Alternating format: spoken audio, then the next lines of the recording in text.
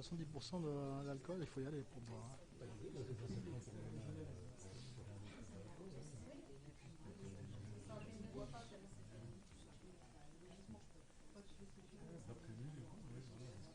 Faut partir avec un distributeur de l'OMS là.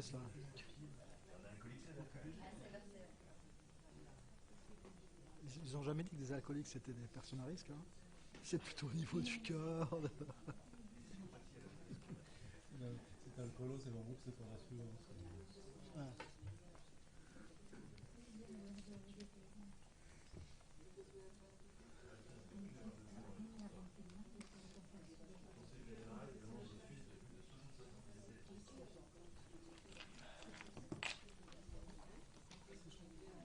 Un Migros aussi.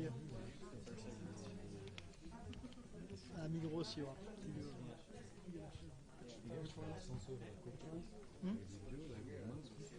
Où ça? Où ça? Où ça? Ah putain, il faut que j'aille faire un saut là. Ça les photos.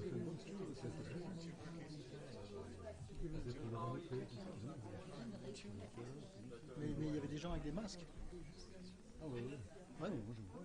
Ah ouais, tu vois des gens. Je vois personne. À Signy. Ah ouais, il y en a. Ah ouais. Mais des masques chirurgicaux, bien des trucs.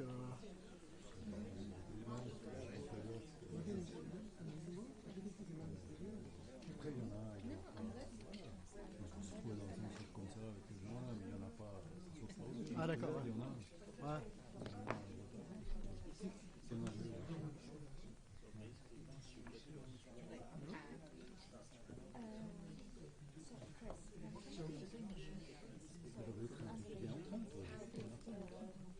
Moi je prends plus le train. Ouais.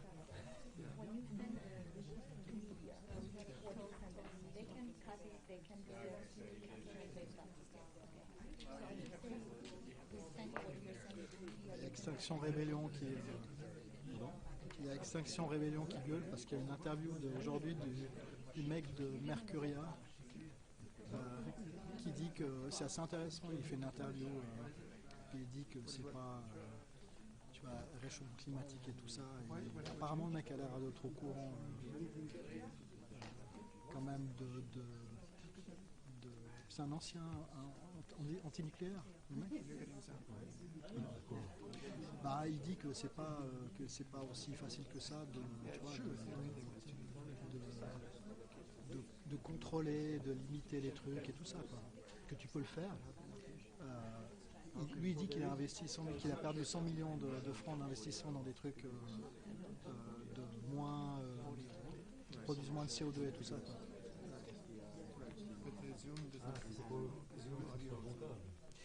C'est pas parler de seulement de rentabilité, c'est aussi parler tu vois, si tu mets si tu investis dans les fonds qui visiblement c'est pas aussi facile que ça de récupérer de l'argent.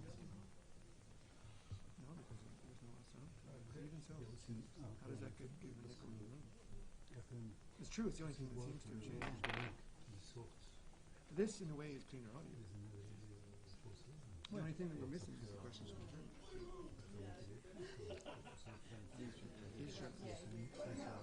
Moi, je vois par exemple, tu vois, la problématique.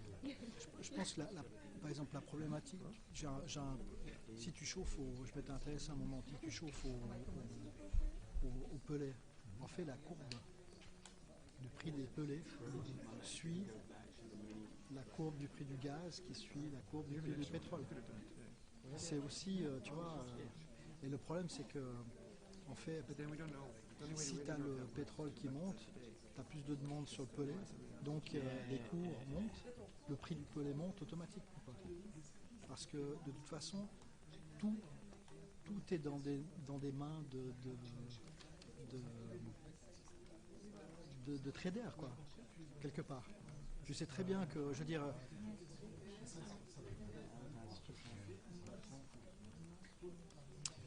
mais il y a peu d'usines qui font des pellets, quoi.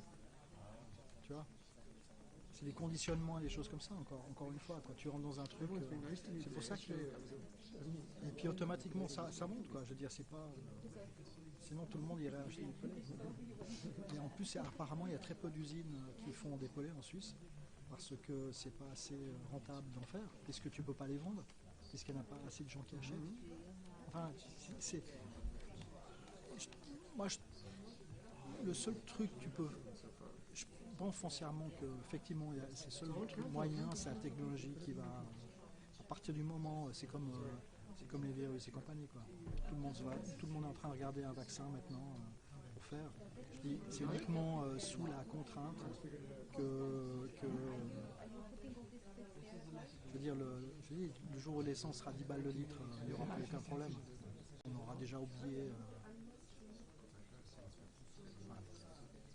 Quand j'ai entendu un rapport aujourd'hui, c'est qu'il disait qu'en fait, je ne sais pas pourquoi, mais les forêts, à partir de 2030, ils avaient commencé à émettre du CO2 au lieu d'en absorber. Et puis ça, c'est pas dans les calculs de...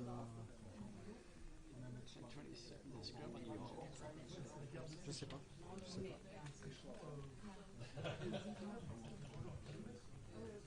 Tu sais que les forêts, elles absorbent la journée et puis elles rejettent la nuit. Hein. Puis elles rejettent la nuit, quoi. Ouais. Puis, ouais, pour l'instant, quoi. Je sais pas s'il y a moins de forêts, je sais pas, j'ai juste entendu la radio ce matin. Mais ces temps-ci, on a autre chose à penser que... Moi, je suis pas, tu vois, à part ça, l'histoire de Extinction Rebellion et tout ça, je trouve bien politisé avec les gens. Mais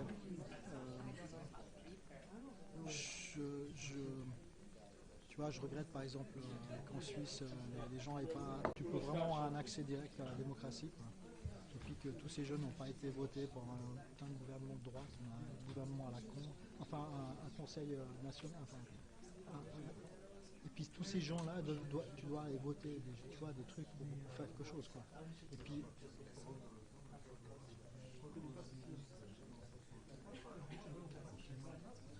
C'est uniquement politique, hein. C'est uniquement politique. À partir du moment où tu as une volonté politique de faire quelque chose, mais bon, tu vois, je veux dire, c'est un lobby, tu vois, en Suisse, il pourrait le faire, tu vois.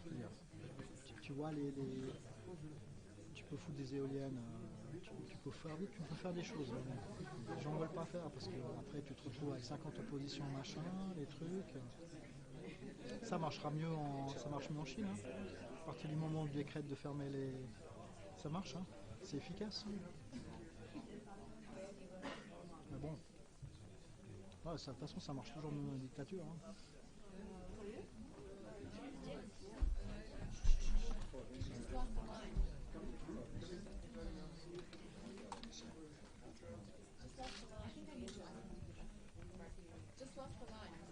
What do you mean we lost the line?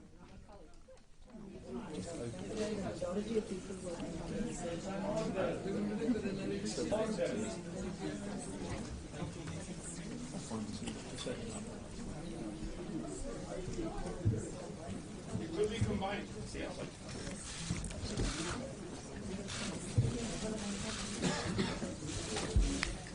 Good afternoon. Hello, Digi.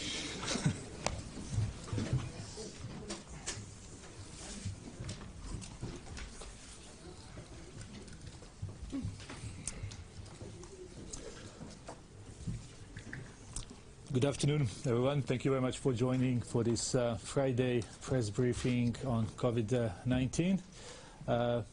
Welcome to all people watching us on WHO Twitter account, journalists who are dialing in through mobile phones. You will need, as any other day, to press *9 to ask questions, and those who are watching us through Zoom online to click raise hand. Today we have, as most of the days, Dr. Tedros, Dr. Maria Van Kerkhove and Dr. Mike Ryan. We also have a couple of colleagues sitting in the back, Dr. Adriana Velasquez, Dr. Mariangela Simao, Dr. Anna Maria Henao, Dr. Marie-Pierre Preciosi, and Dr. Soumya Swaminathan, who may also be asked to answer some of the questions. As always, we will have an audio file and transcript from this press conference, and I will just really remind everyone, if it's possible, to ask one question, please, so we let all colleagues to ask their questions. So please, let's try to respect that. Dr. Tedros, please. Thank you. Thank you, Tariq. And good afternoon, and thank you once again for joining us in person and online. And I would like to start by acknowledging International Women's Day this Sunday. This is a moment to remember that around the world, many women cannot access essential health services and continue to suffer disproportionately from preventable and treatable diseases. But International Women's Day is an opportunity not only to promote and protect the health of women, but to highlight the vital role they play in promoting and protecting the health of all people. Globally, women make up 70% of the global health workforce, but hold only 25% of senior roles. WHO is committed to promoting gender equality everywhere, and especially in the health workforce. We're proud that we have achieved gender equality in our senior leadership team at WHO headquarters, although we know we still have to work to do in other parts of the organization. Women are also playing a vital role in the response to COVID-19, and we're proud to have many amazing women leading our response in WHO, including Maria, Sylvie, Soumya, Anna Maria, Maria Angela, Mary Pierre, Adriana, Gabi, Nika, and many others.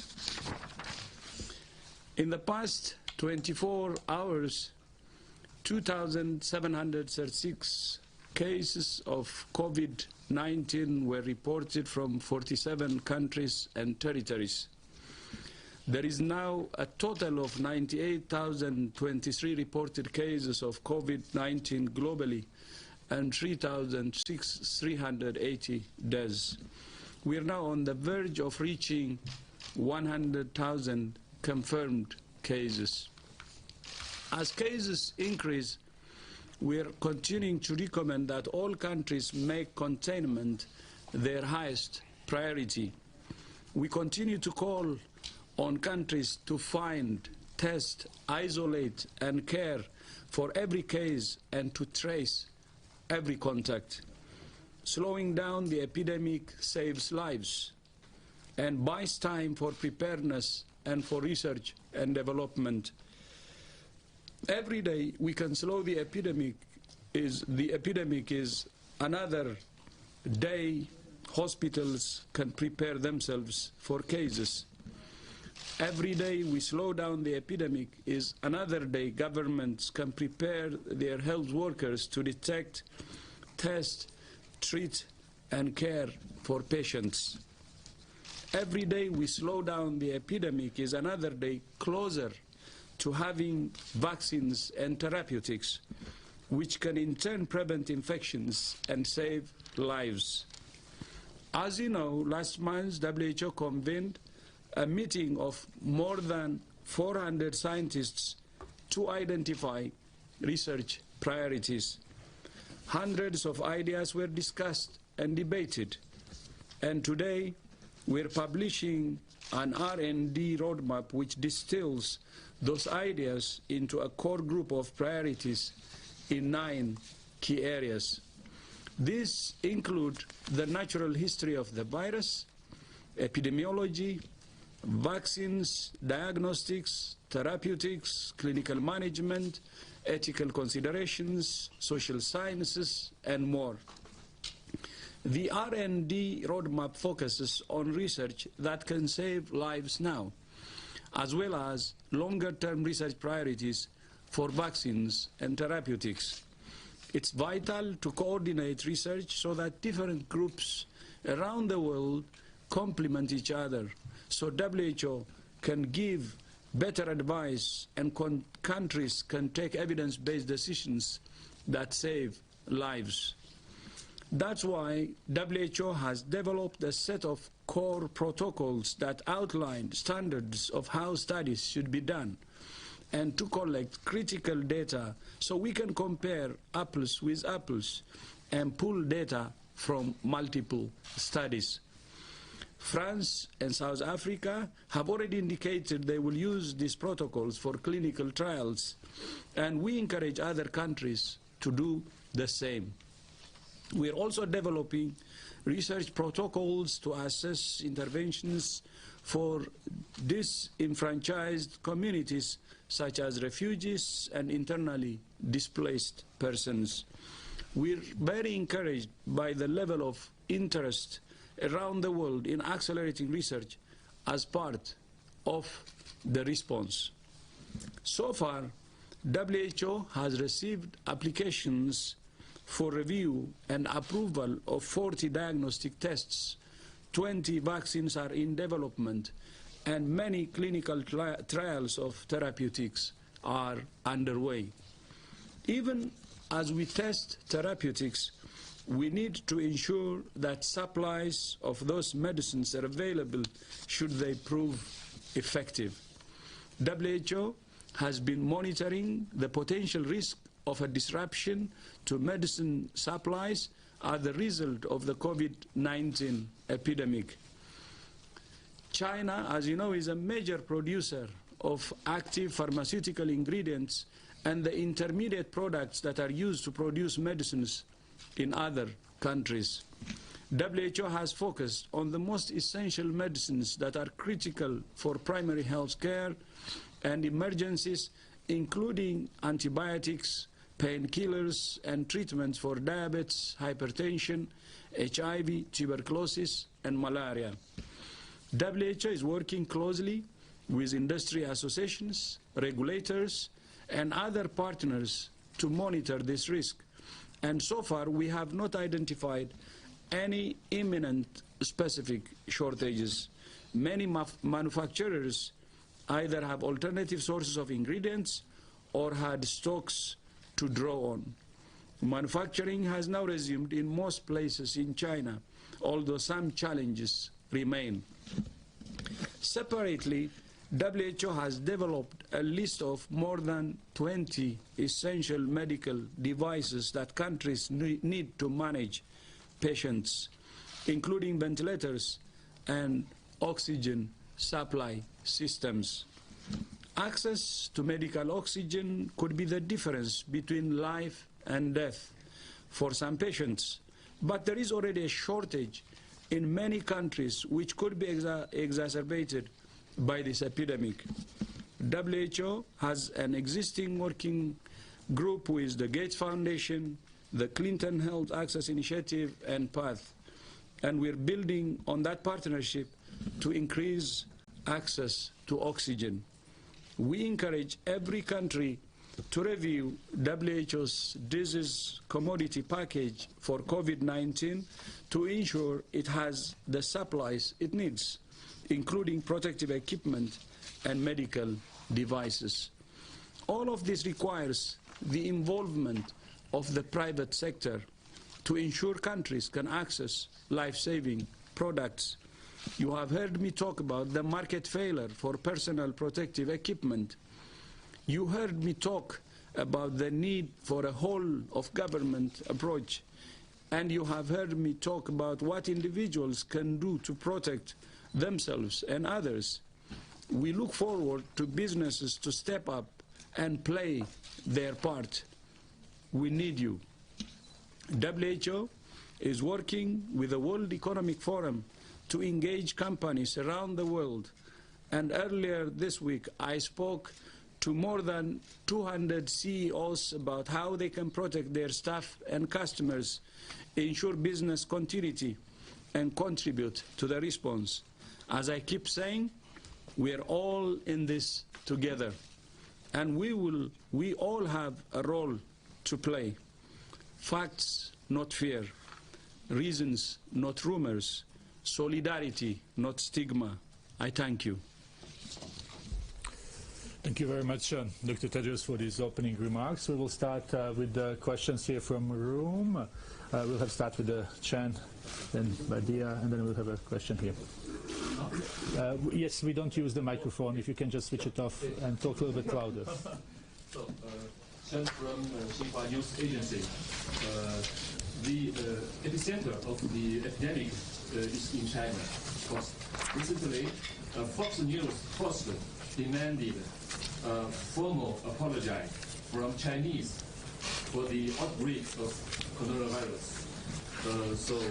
What's the comment from WHO toward the remark? Thank you.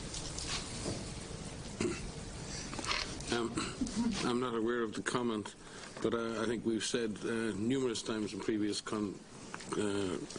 conferences that diseases can emerge anywhere on the planet and have proven to do so. Ebola emerges very often in Africa. The last pandemic emerged in North America of H1N1, and coronavirus has in this case emerged in China. So I think the issue now is, as the DG has just said, can we avoid blame culture, and can we move on to do the things we need to do to save lives? Thank you very much. Maria, please, and then we'll go to Tokyo. Official reports in Iran shows a huge spike in identified cases of COVID-19. The spokesperson of Health Ministry today said that they identified more than 1,200 for past 24 hours. How do you actually categorize or assess the way the outbreak is managed in Iran, especially when we have our mission? It's very important in epidemic response to understand your problem, because without understanding your problem it's very difficult to fix it. So we've seen this. China's numbers went up very, very quickly because they started to look for cases. The same happened in Korea, when Korea started to do active surveillance, and then you can turn a corner. So I think we need to look at these data in terms of, yes, natural epidemiology, but also I think because the Iranian system is switching on. We're seeing a much more all-of-government approach, as the DG called for yesterday. There's a national action plan now.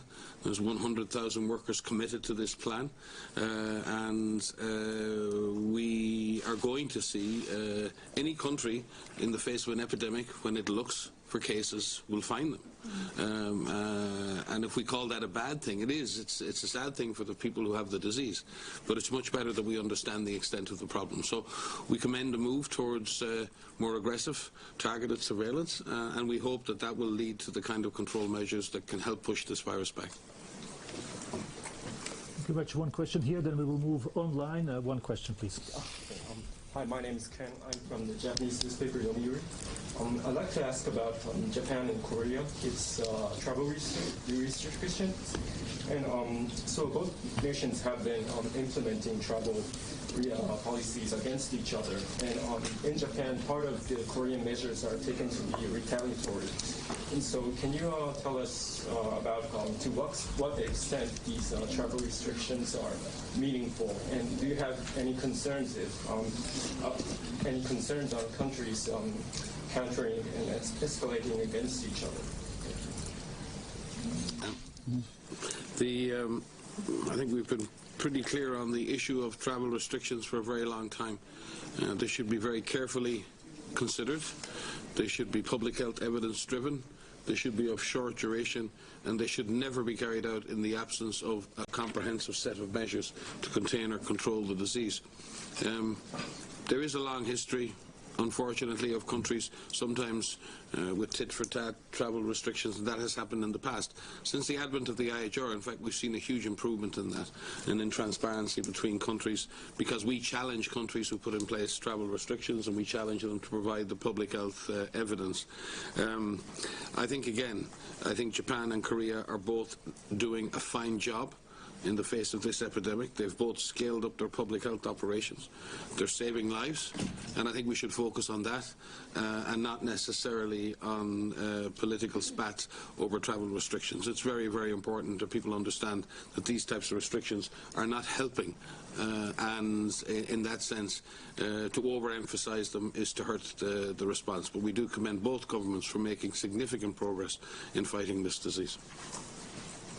If I could just say something to the contrary to that, in the sense that what we are seeing and what the stories need to be focusing in is how countries are helping each other. And we see a lot of examples of this. You know, the DG mentioned this research meeting that took place on the 11th and 12th. We've been talking since the beginning of scientists communicating with each other, clinicians talking to each other on the phone, sharing experiences. When the world didn't have experience with COVID-19, we had MERS scientists teaching each other about what they did to help patients with MERS, patients with SARS. And I think there's a lot of very positive stories here where countries are helping each other. We have a Chinese delegation in Iran right now. We have people participating and sharing, and I think that there's a lot of lessons to be learned in that. This is not the first outbreak where this has happened before.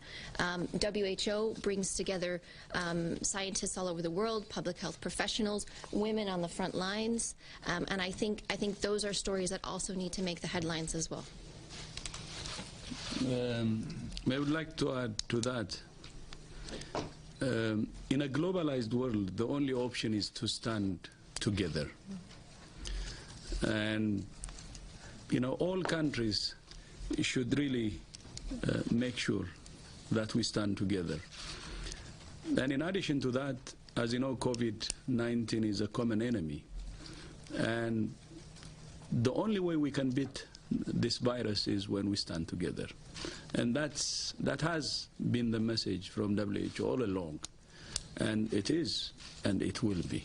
So we call on all countries to stand in unison, because it's the united force that can help us to beat this virus as soon as possible.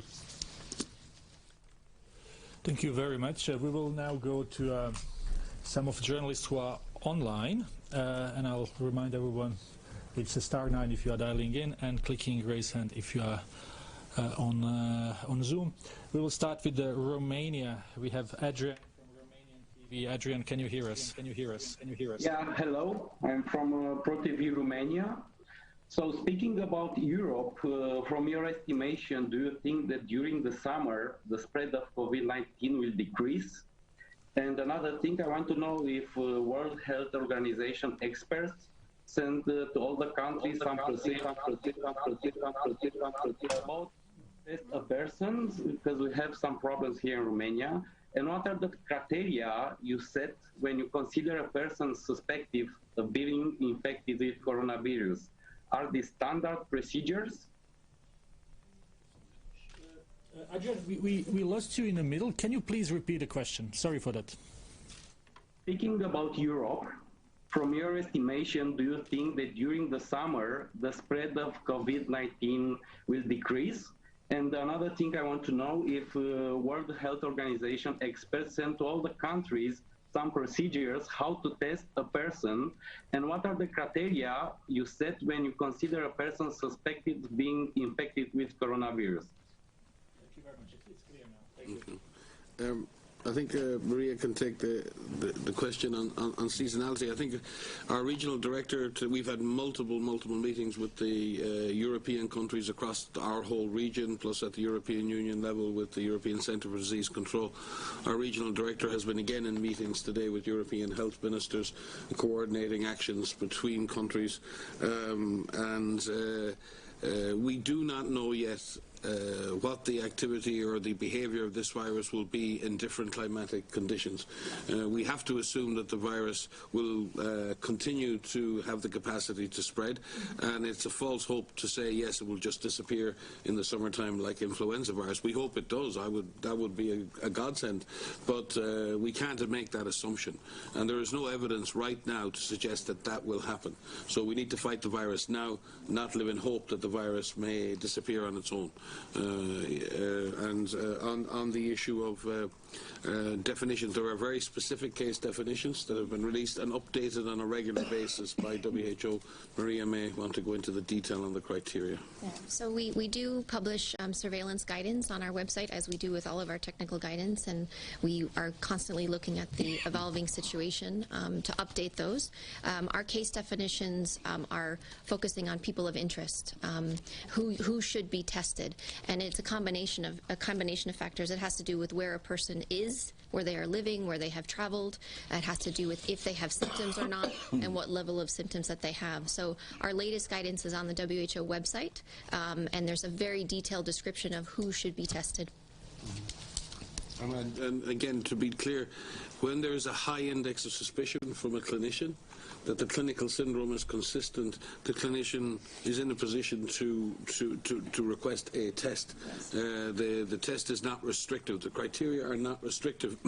But we have to be careful with is that if every single person with a sniffle is to be tested, then we will run out of the capacity to test. So there are major criteria, but that final decision is very much left in the hand of the attending physician based on their instinctive or clinical judgment, and if there are symptoms highly consistent with the COVID infection, that physician may request that test, or that is at least WHO's advice. Yes, and contacts. So that's the other one, is not just in that index of suspicion, but also if you have a confirmed case and you're looking at the contacts of those cases, they need to be tested as well.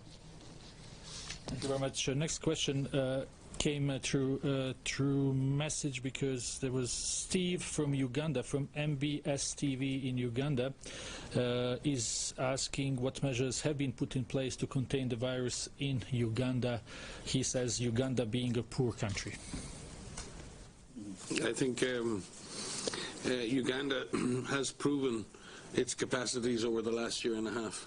Uganda has invested heavily in its preparedness for Ebola, and imported, unfortunately, Ebola twice from Congo, and contained that disease without any further cases. Uganda has a lot of capacity and history in dealing with severe emerging disease that spread from person to person and require the isolation of cases and the follow-up of contacts. And as the Director General has been saying for years now, this is about preparedness. You prepare for one disease, you prepare for all diseases.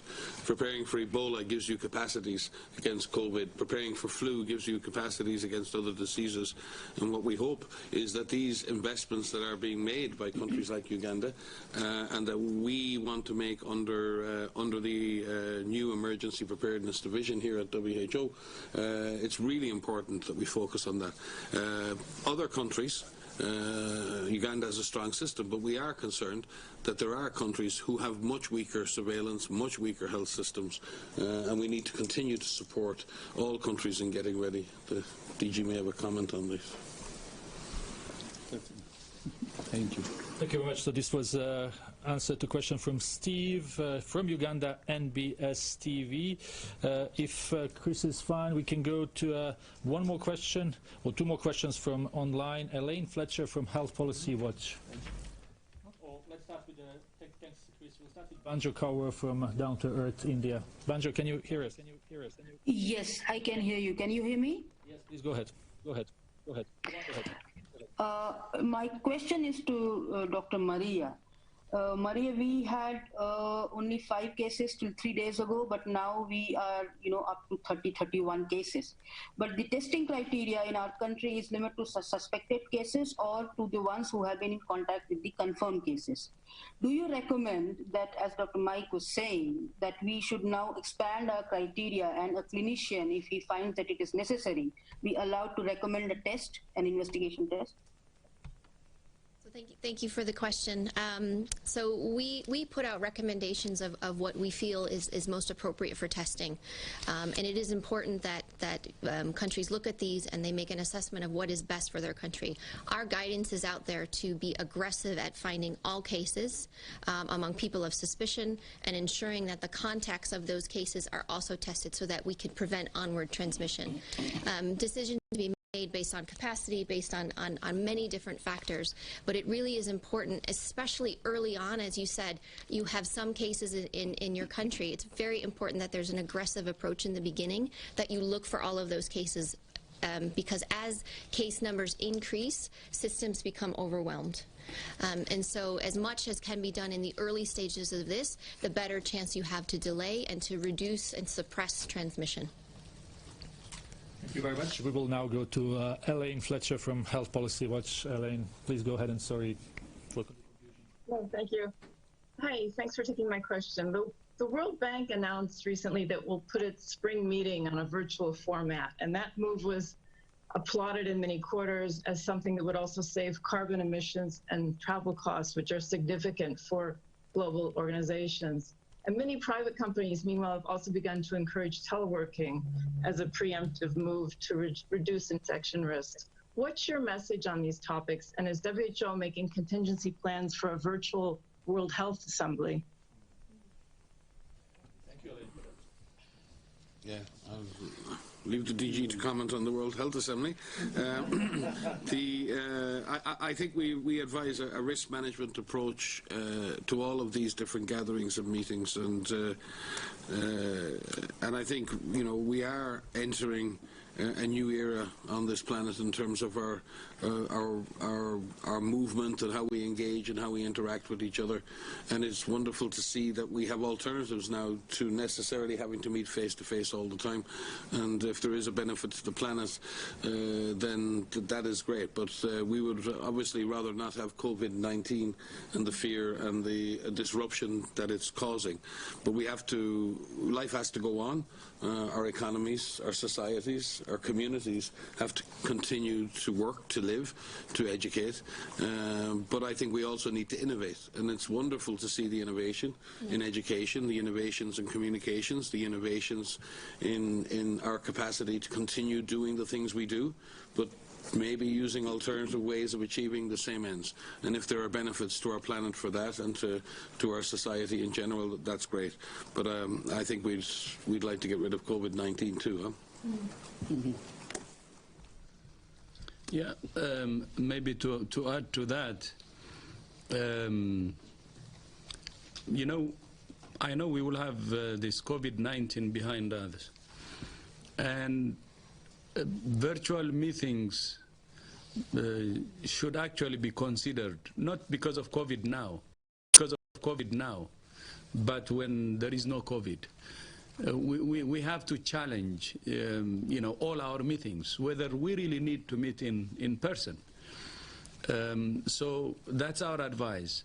But in the middle of the COVID-19 now, as Mike said, we have to do the risk assessment, and make our decisions based on that. But the virtual meetings, teleworking, should actually be an issue even when we don't have COVID around. As you said, one added advantage is minimizing the carbon footprint, but there will be other advantages too. Let's go back to on assembly. Of course, on assembly, we still have time, so we will assess the situation. It's what we said based on the risk. We will decide. We will let you know. Thank you very much. We will go back here, but we will take one or two from the room because we want to go back to online. You will remember yesterday we had issues and we didn't take questions from our colleagues. Yes, please, Shoko, and then Jamie, and then we'll go back online. Hello, Shoko Koyama from the National Statistics Northwest. Dr. Chidros, you just mentioned that the number of confirmed cases is now reaching 100,000, and it's spread to 88 countries, areas, and territories. Do you consider it as a new phase, or how do you characterize this situation? No, I said it yesterday that the it's geographically expanding and it's deeply concerning. But at the same time, the most concerning is out of the 88 countries, we're saying more countries affected from the low income with weaker health systems. And that's the most concerning. And we're working with all countries to tailor the response they should take based on their situation. And our focus will be to support countries with weaker health systems. There was a question from Uganda earlier. I fully agree with what our general said. On Uganda, its preparedness level has increased significantly, especially after Ebola in DRC, and we have seen how it has been responding. But still, we will continue to support, especially the countries with weaker health systems, to help them to better respond. That will be our focus. And that's why we had a meeting with all AU ministers a couple of weeks ago to discuss about continental strategy for preparedness and also national strategy for preparedness. Jamie, short question, please. Hi, Jamie, Associate Press. I'd like to go back to behavioral things that people can do, because I think there's still a lot of confusion out there about what people can do. You mentioned, sort of sneezing, coughing, or sneezing in their arm, etc. But what about in terms of their households? I mean, are there things that they can do? Should they be buying bleach? Should they be wiping their faces, touching their faces with Kleenexes? I mean, what kind of things can people do to make themselves live more by greater sanitation to be able to prevent this? I'll start with this, and you may want to supplement. So it's very important that everyone knows that there are many things that they can do to protect themselves and to protect their families against COVID-19 and to protect against any infectious threats. The first is washing your hands. You've heard us say this many times, and it's absolutely critical that people wash their hands, and there's a process for doing so, and using soap and water or using an alcohol rub. That's the first thing. The second thing is respiratory etiquette. We see many people not practicing respiratory etiquette, and this is really important. This is very simple. You and your family and everyone you know can do this. It's sneezing into your elbow. It's sneezing into a tissue and throwing this into a closed bin and then washing your hands. Making sure that you are well informed. You all know this very well in this room, but this situation is evolving quickly.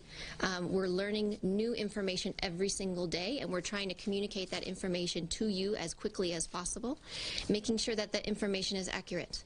There's a lot of false information out there. There's a lot of myths that are out there that are not only confusing, but sometimes could be damaging. So that's important. You can get your families ready. You can talk to your children. You can talk to your parents. You can talk to older people. If you have neighbors that don't live with other people, talk to them. Find out what do they need to know. What are their fears? As the DG has said many times, facts, not fears. Let's address these fears and turn this fear into some positive action. You can talk to your employers. You can talk to your government. What are you doing to get ready? How are we getting ready? What's the plan?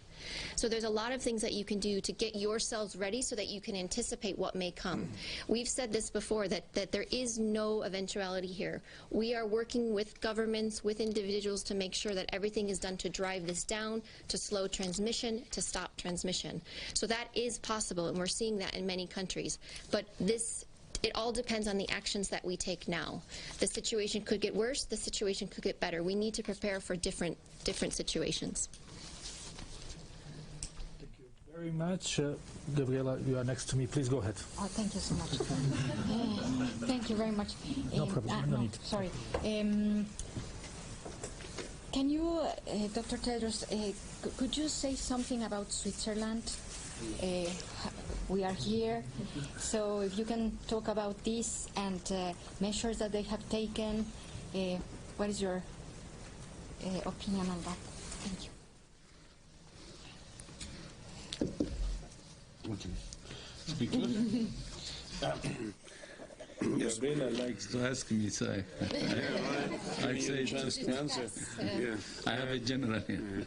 Now, well, first of all, we express our gratitude to the government in Switzerland for their cooperation with us and all of the other UN agencies in terms of our own business continuity planning and other things here. There's a big international community here in Geneva, and we've been working very closely with them on how we deal with business continuity going forward. You can imagine we have our own concerns too, to be able to continue to run our operations in WHO, not only for our normal health programs, but to be able to continue running a global operation here, or a global nerve center. So we thank the Swiss authorities for their continued cooperation.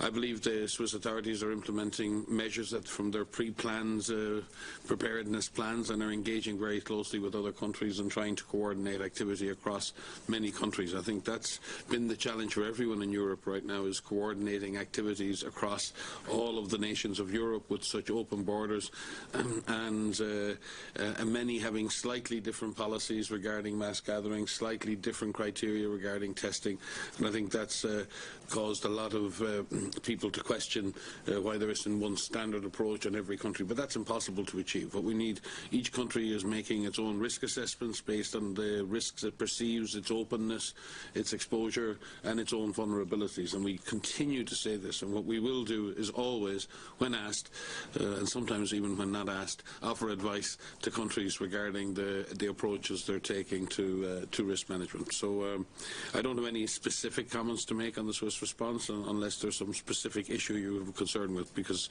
it's a good public health system responding to the issues that it faces. Thank you very much. Let's try to take a couple of more questions from online to make up for yesterday.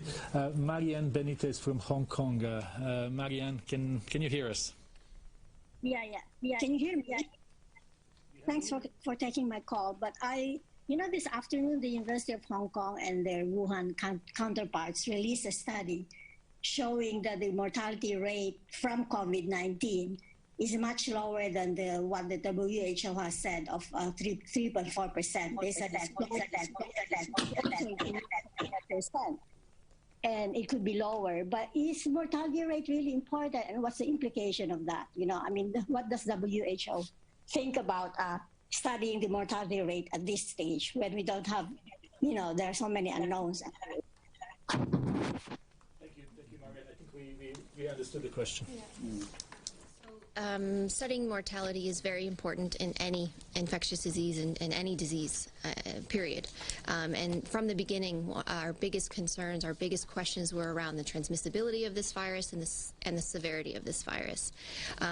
We have been up here talking to you about the difficulties in calculating a mortality rate and what that actually means, especially early on in an outbreak. And there are many studies that describe why this is very difficult. So, there could be simple arithmetic, in terms of what we say, but the study that you're referring to is a modeling study, and we work very closely with the University of Hong Kong. They're a collaborating center, a WHO collaborating center, and there are many studies that have tried to estimate what mortality would look like if we consider everyone that may be infected with this virus. You've heard us talk about serosurveys and making sure that there's certain population-based serosurveys that are conducted, and those are critical so that we really understand the extent of infection in the general population. I've mentioned those studies are underway, but it will take some time to get those results. In the meantime, we work with many different modeling groups that helped us to try to use mathematical models to estimate what population infection may look like. And so what that study is in fact a modeling study that's looking and making an estimate of a mortality rate, which I think is about 1% in that study.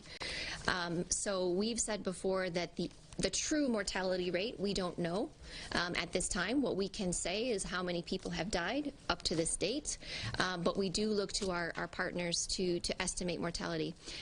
If we take into consideration the estimated number of people that may be infected, the mortality rate will go down. So it will take some time before we actually get a true value, but it is a very important value for us.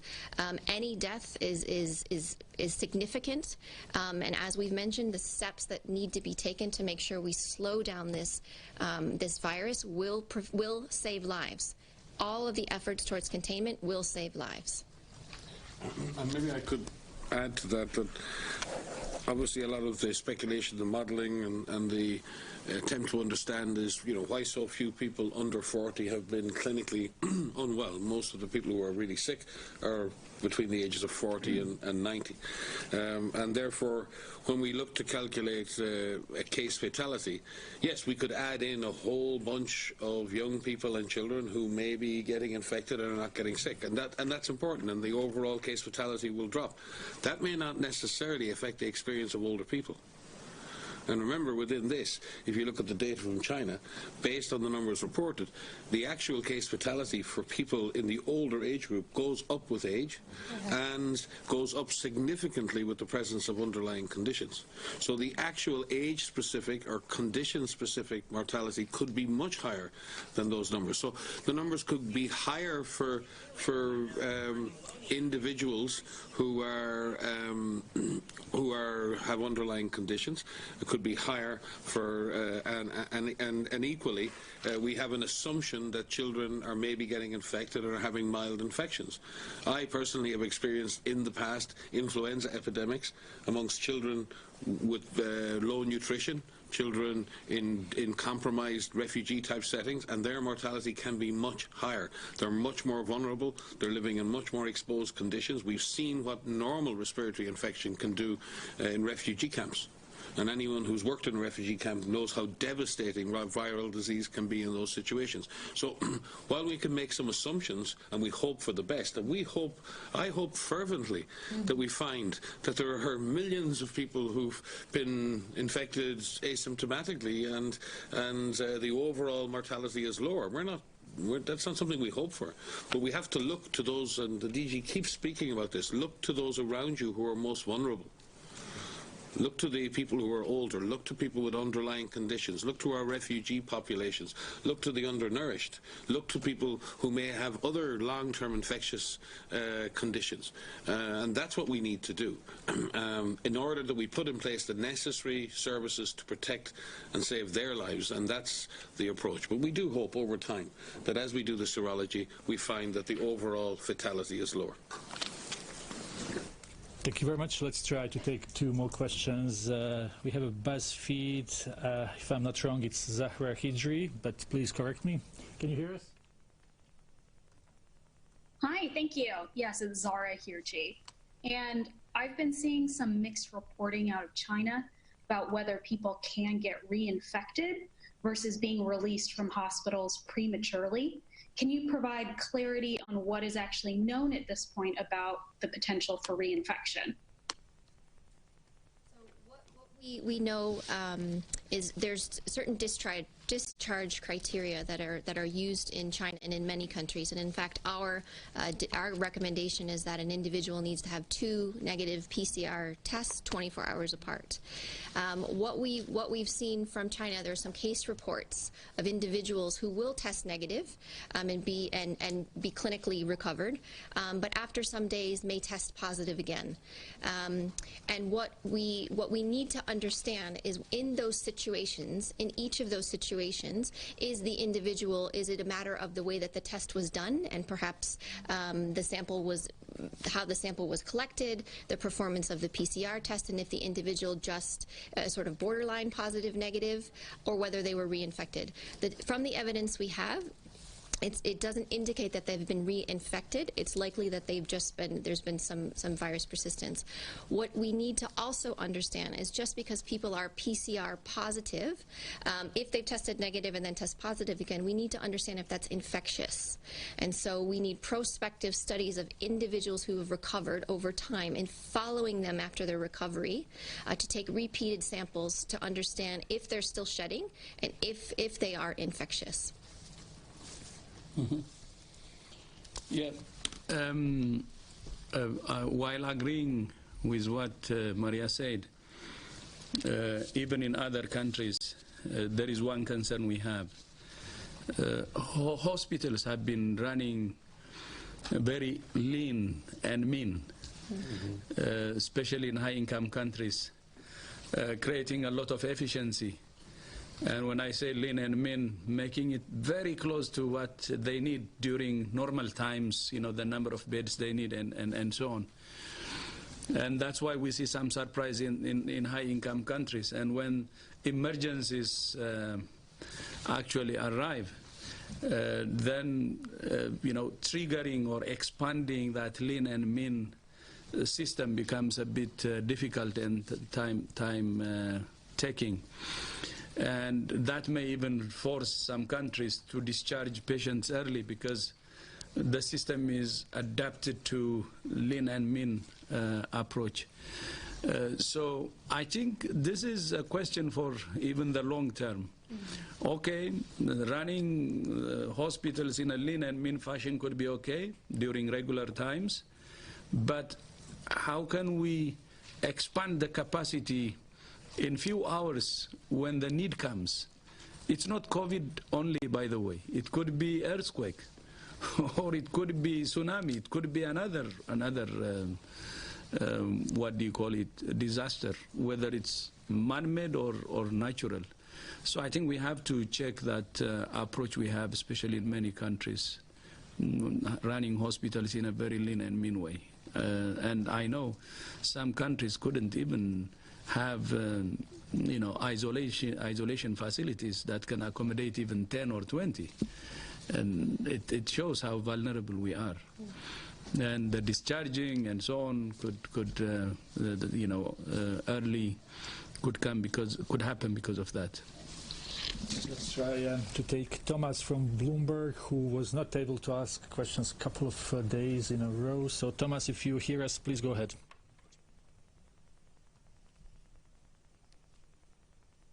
Hello, Thomas, can you hear us? I don't think we have Thomas. Can we then, Chris, maybe try Helen Branswell, who is also online?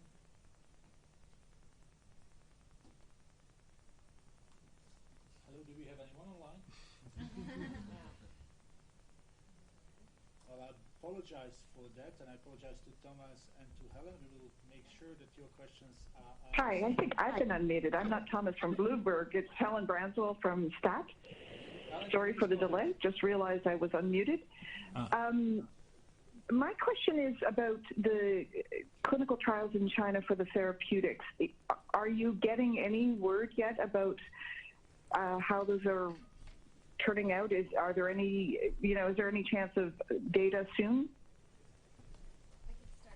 I will turn to my colleagues to finish that. So as you know, Helen, there are many clinical trials that are currently underway in China. There are more than 200 registered, you know, on the clinical trials list, and we know that they're actively underway, looking at different therapeutics, looking at traditional Chinese medicine. Anna Maria, do you want to comment on the more detail on that, please? Thank you very much. So yes, we have a very good collaboration with researchers in China. In fact, they even share with us preliminary information as they move forward with the analysis. They are planning to soon start releasing and publishing some of the results. I just want to say that they have done a great work in publications. We have counted that about 180 publications internationally have been released, and the information is available to the public. And there are other 50 publications in Chinese language that have been made available. What we are engaging with them now is in the translation of this information, in seeing what the numerous trials that were conducted mean in terms of public health, and whether or not we need to adjust our ideas for clinical trials elsewhere, and also how can we learn from the implementation of these trials, because there is a great expertise now in China that we would like to build upon. So yes, we are working with them very closely, and they are very forthcoming and transparent with us. I'm working, just to supplement, because there's more to be done than just China. We have issued master protocols for clinical trials, for serology studies, for others, and working under the leadership of Anna Maria, Marie-Pierre, Razi, and our chief scientist, Sumya. We need to bring all of that data together. We're pulling together a data monitoring board, an independent independent board of experts who will monitor and analyze that data with us, because we need to ensure that all of the available information regarding clinical trials is pulled together so we have the best possible assessment of all of the data. So we commend the researchers for all of the work they're doing independently and with us. We commend those who are willing to work on implementing this more standardized approach, and we believe by doing that we will get to answers more quickly, and the evidence for these products will be much more solid and much more reliable. And we thank all of those around the world at the research level and governments and others for that form of collaboration. It is through this kind of innovation and sharing that we will get the answers more quickly than we would otherwise. We also have to look beyond the issue of efficacy. Having an effective drug, and we hope these are effective, we also have to ensure that those who most need those drugs get them. And that is not the same as drug efficacy. We have to absolutely focus now on equity and access. We cannot have a situation where people who need the drug don't get it and people who don't need the drug do. We must find ways to ensure we can scale up production of any drugs that prove effective, and we can ensure those drugs are distributed on the basis of need and the basis of benefit. And WHO is already working on mechanisms by which we can achieve that, working with our partners both in the north and the south. Thank you very much. This was Anna Maria Henao Restrepo, who is the unit head, research and development blueprint with our emergency program. Let's try Chris one more time. Thomas from Bloomberg before we finish for today. Thomas, can you hear us? Thomas, can you hear us? Thomas, can you hear us? Thomas, can you hear? One more time. Well, Thomas, we will have to leave it then for tomorrow. We will conclude for today. Thanks everyone for watching us. We will have audio file and transcript, and maybe Dr. Tedros will tell us when do we see each other again. See you on Monday. Bon weekend. Bon weekend.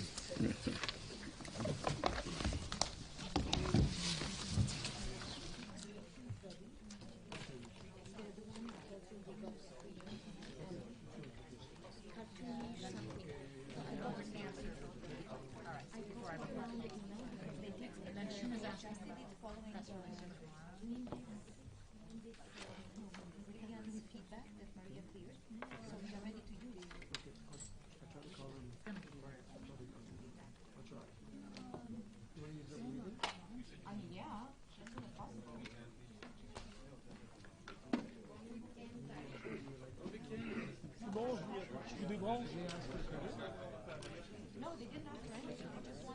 Tu débranches?